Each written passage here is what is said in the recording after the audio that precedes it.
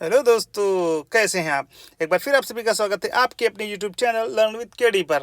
दोस्तों, आज के इस वीडियो में हम आपके लिए लेकर आए हैं भारतीय राज्य व्यवस्था से संबंधित बहुत ही महत्वपूर्ण प्रश्नों का संग्रह, जो यूपी ट्रिपल एससी द्वारा किसी न किसी परीक्षा में जरूर पूछे गए हैं।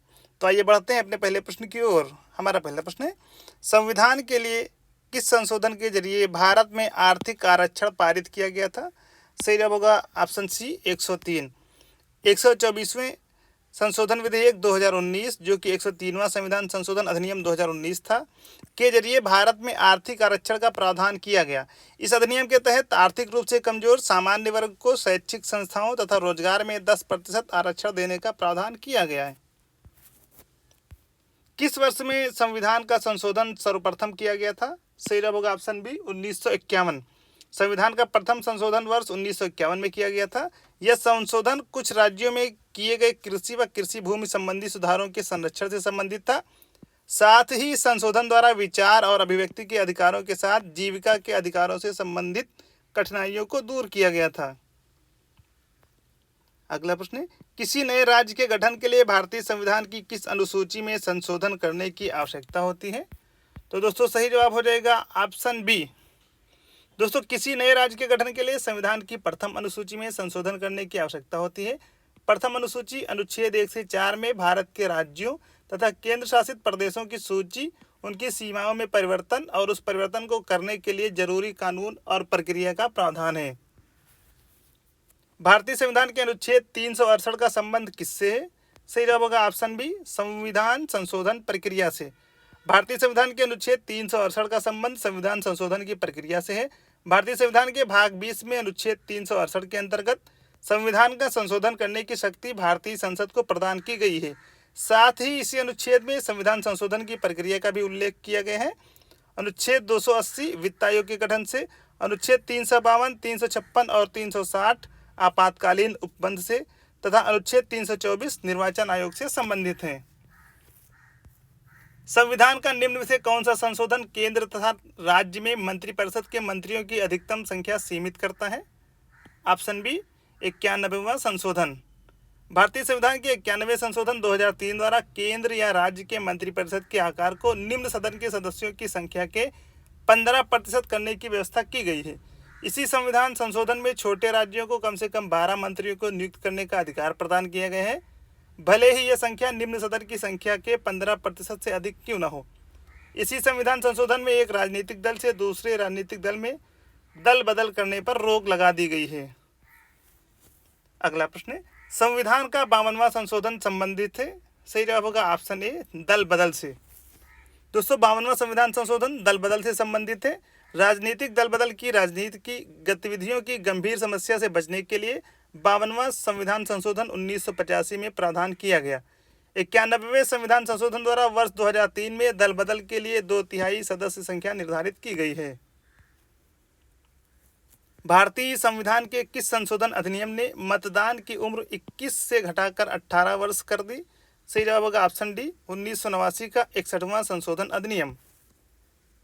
वर्ष 1989 में भारतीय संविधान में 61वां संविधान संशोधन अधिनियम के माध्यम से मताधिकार की उम्र 21 वर्ष से घटाकर 18 वर्ष कर दी गई। 1992 का 74वां संविधान संशोधन नगरों में नगरपालिकाओं के गठन, संरचना, निर्वाचन, शक्तियों व प्राधिकार से संबंधित है। 73वां संविधान संशोधन अधिनियम 1992 पंचायतों के गठन, संरचना, निर्वाचन, शक्तियों व प्राधिकार से संबंधित है।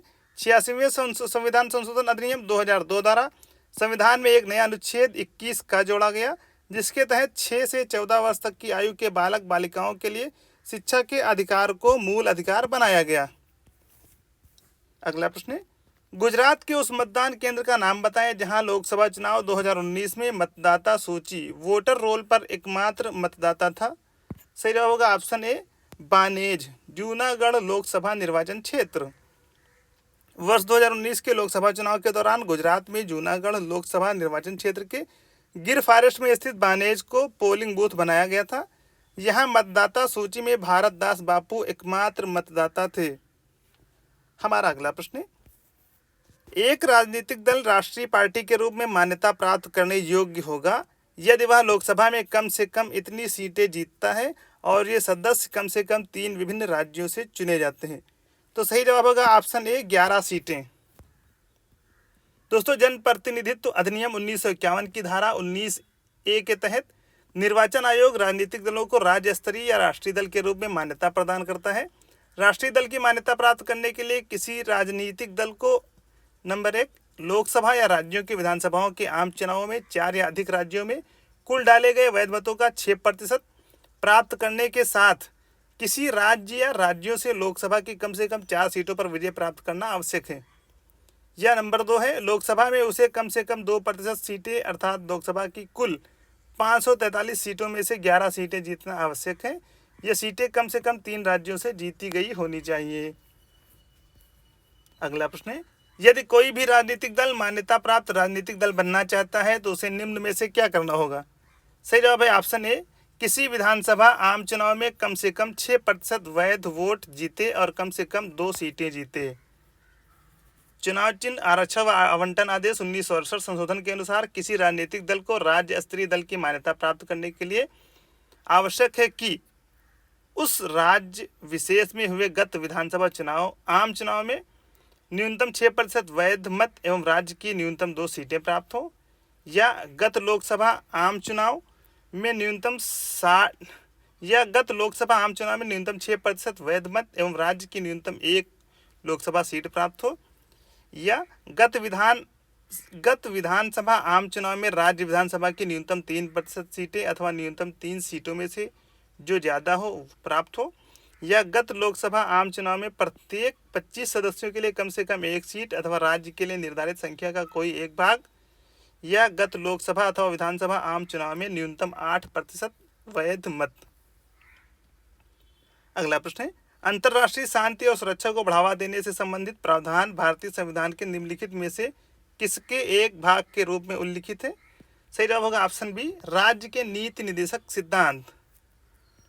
दोस्तों, अनुच्छेद 51 में अंतर्राष्ट्रीय शांति और सुरक्षा को बढ़ावा देने से संबंधित प्रावधान दिए गए हैं जो राज्य के नीति निर्देशक सिद्धांत के अंतर्गत आते हैं। इसे आयरलैंड के संविधान से लिया गया है। भारत सरकार का प्रथम विधि अधिकारी कौन होता है?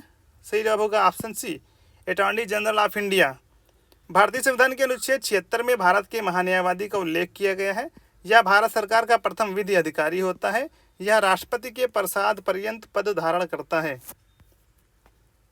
परक्राम्य लिखित अधिनियम से संबंधित कानून को परिभाषित और संशोधन करने के लिए अधिनियम है। सही जवाब होगा ऑप्शन ए, विनियम बिल वचन पत्र चेक।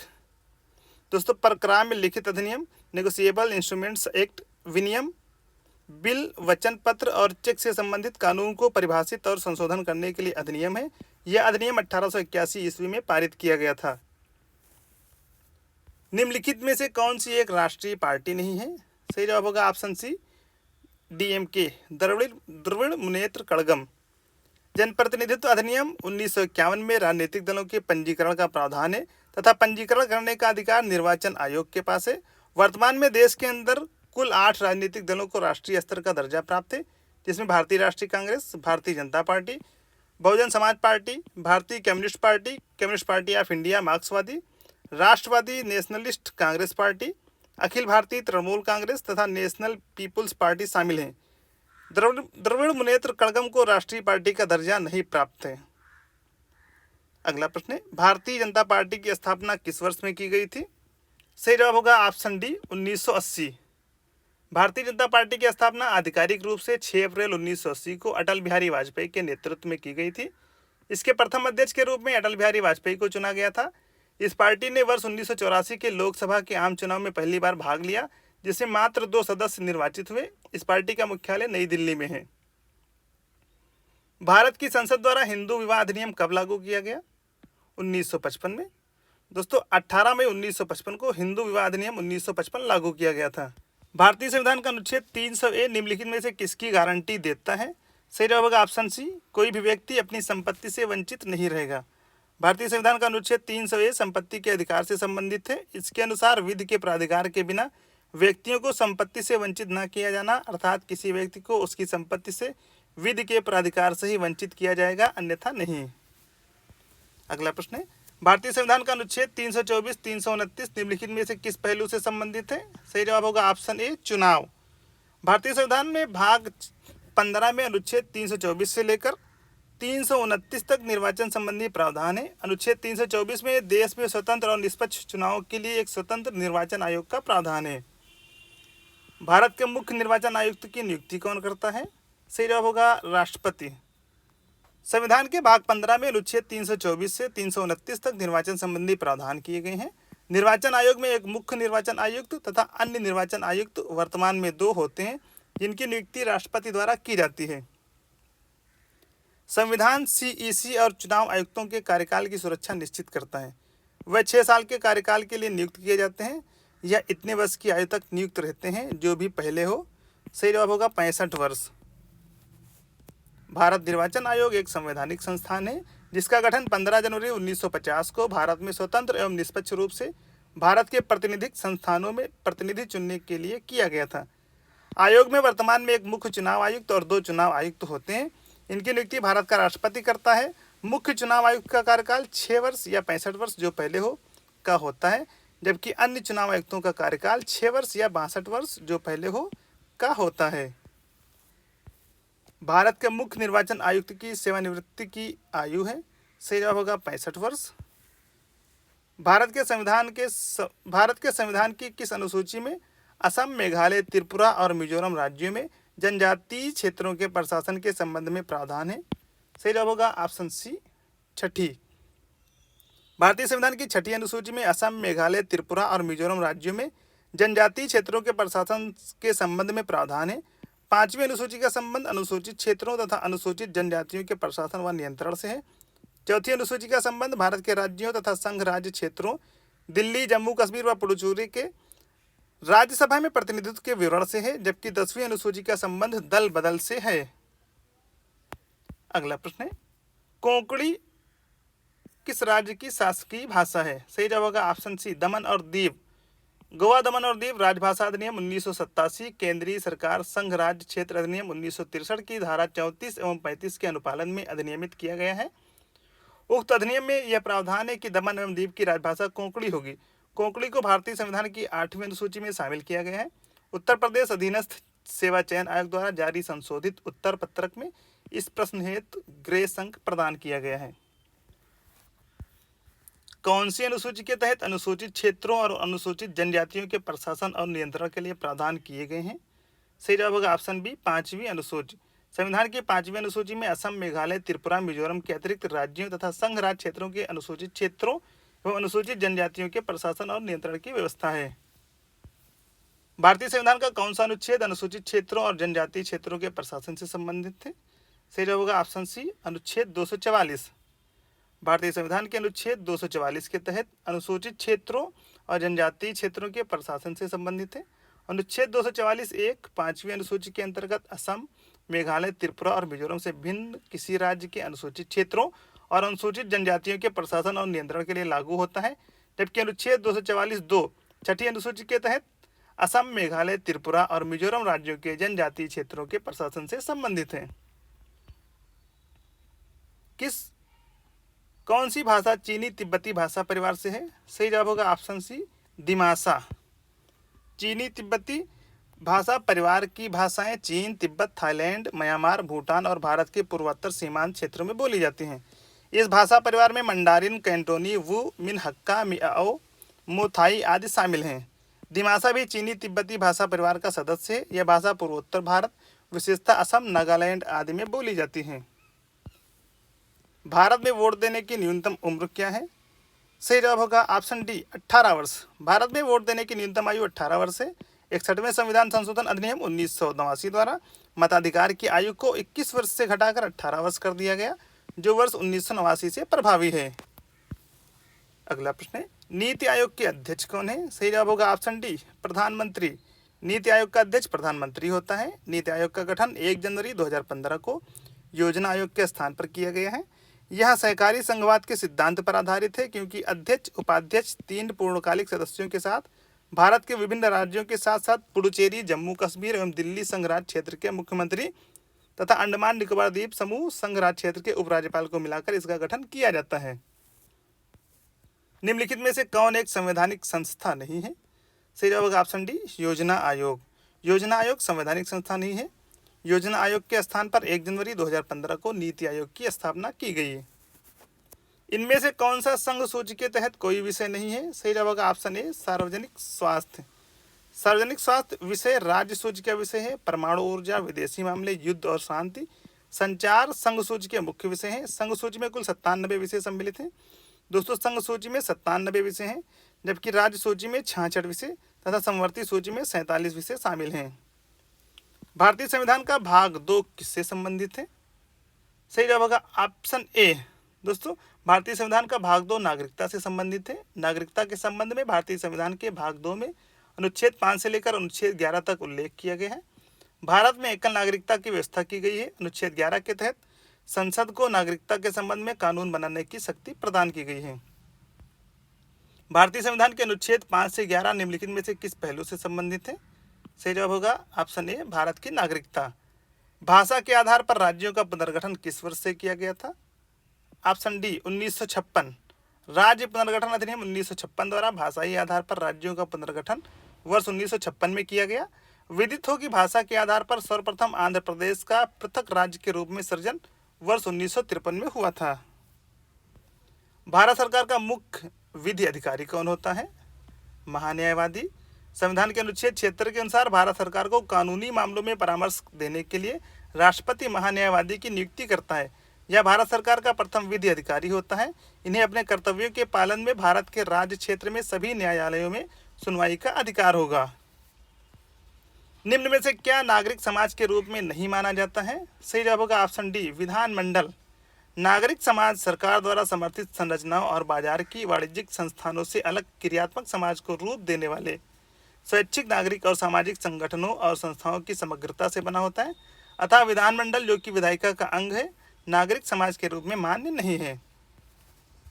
हाथ से मैला उठाने के कार्य को भारत में कब से प्रतिबंधित किया गया है? 1993 से। हाथ से मैला उठाने के कार्य को भारत में मैला ढोने वालों के रोजगार और शुष्क शौचालय निषेध अधिनियम 1993 के द्वारा वर्ष 1993 में प्रतिबंधित किया गया।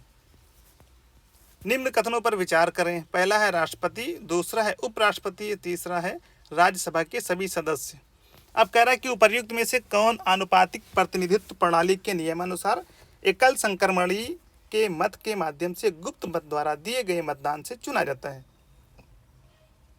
तो सही जवाब होगा ऑप्शन ए केवल 1 और 2। दोस्तों भारतीय संविधान के अनुच्छेद 55(3) के अंतर्गत राष्ट्रपति तथा अनुच्छेद 66(1) के अंतर्गत उपराष्ट्रपति और अनुच्छेद 80(4) के तहत राज्यसभा के केवल निर्वाचित किए जाने वाले सदस्यों को आनुपातिक प्रतिनिधित्व प्रणाली के नियमानुसार एकल संक्रमणी मत के माध्यम से गुप्त मत द्वारा किए गए मतदान से चुना जाता है।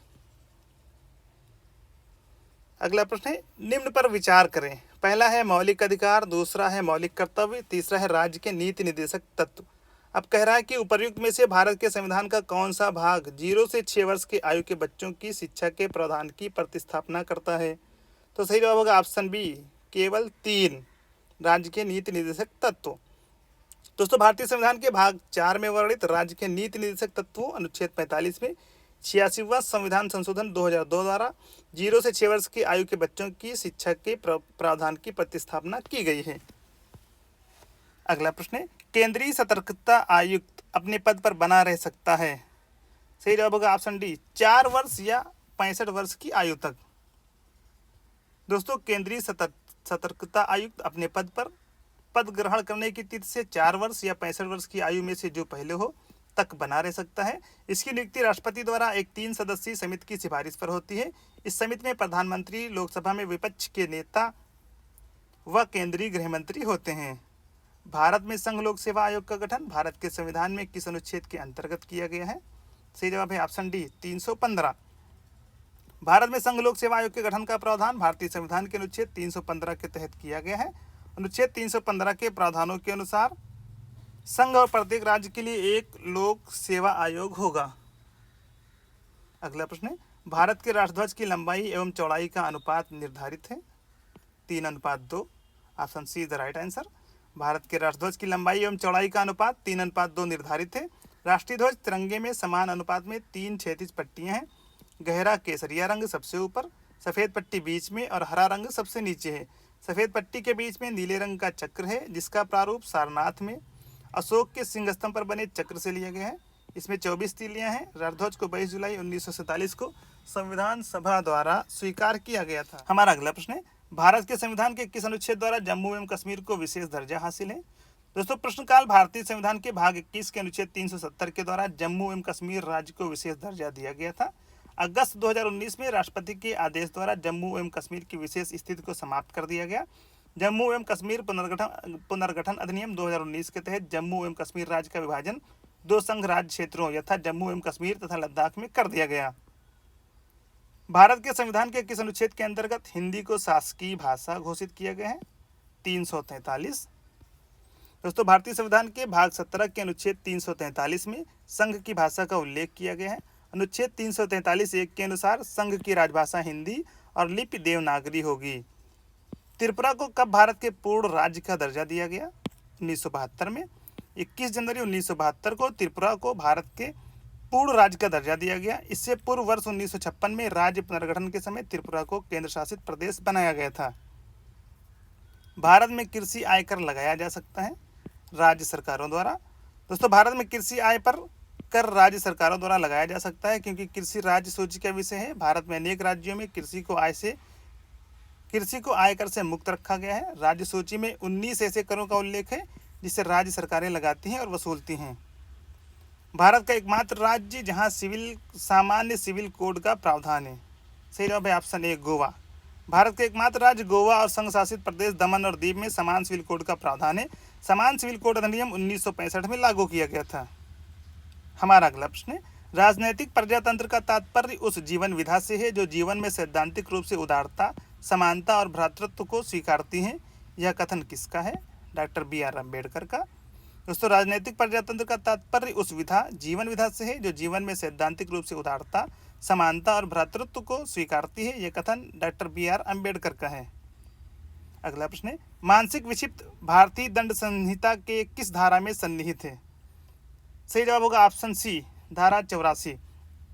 मानसिक विक्षिप्त भारतीय दंड संहिता की धारा 84 में सन्निहित है। इसके अनुसार मानसिक विक्षिप्त व्यक्ति का कोई भी कार्य अथवा बात अपराध नहीं है यदि उसे करते समय वह विक्षिप्त है।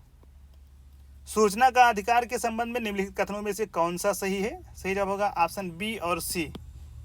दोस्तों, सूचना का अधिकार एक विधिक अधिकार एवं संवैधानिक अधिकार दोनों है। सूचना का अधिकार अधिनियम 2005 के तहत प्रत्येक नागरिक को यह विधिक अधिकार प्राप्त है कि वह सार्वजनिक संस्थानों से आवश्यक सूचना मांग सके और न मिलने पर अपील कर सके। उच्चतम न्यायालय ने इंडियन एक्सप्रेस बनाम भारत संघ विवाद में इसे अनुच्छेद 19 फर्स्ट का भाषण व अभिव्यक्ति के अधिकार के अंदर मूल अधिकार में शामिल माना है। यूपीट्रिपलसी ने इस प्रश्न का उत्तर विकल्प सी माना था। द्वितीय प्रशासनिक सुधार आयोग ARC का गठन 31 अगस्त 2005 को किसकी अध्यक्षता में जांच आयोग के रूप में किया गया था? सही जवाब है ऑप्शन सी, वीरप्पा मोइली। प्रशासनिक सुधार आयोग भारत के लोक प्रशासन को और अधिक मजबूत बनाने के लिए सुझाव देने हेतु भारत सरकार द्वारा नियुक्त किया जाता है। प्रथम प्रशासनिक सुधार आयोग 5 जनवरी 1966 को गठित किया गया था। दूसरा प्रशासनिक सुधार आयोग 31 अगस्त 2005 को गठित किया गया था, जिसके अध्यक्ष वीरप्पा मोइली थे। संसद के खर्च किसके द्वारा नियंत्रित किए जाते हैं? सही जवाब होगा ऑप्शन डी, नियंत्रक और महालेखा परीक्षक। संसद के खर्च नियंत्रक और महालेखा परीक्षक द्वारा नियंत्रित किए जाते हैं। इसकी नियुक्ति राष्ट्रपति द्वारा अनुच्छेद 148 के अंतर्गत की जाती है। दोस्तों, ये थे हमारे आज के बहुत ही महत्वपूर्ण प्रश्न। दोस्तों, वीडियो को लाइक करें, शेयर करें और अगर आप चैनल पर नए हैं तो चैनल को सब्सक्राइब करना बिल्कुल ही न भूलें। आज के इस वीडियो में बस इतना ही। जल्दी आपसे मुलाकात होगी एक नई वीडियो के साथ। धन्यवाद।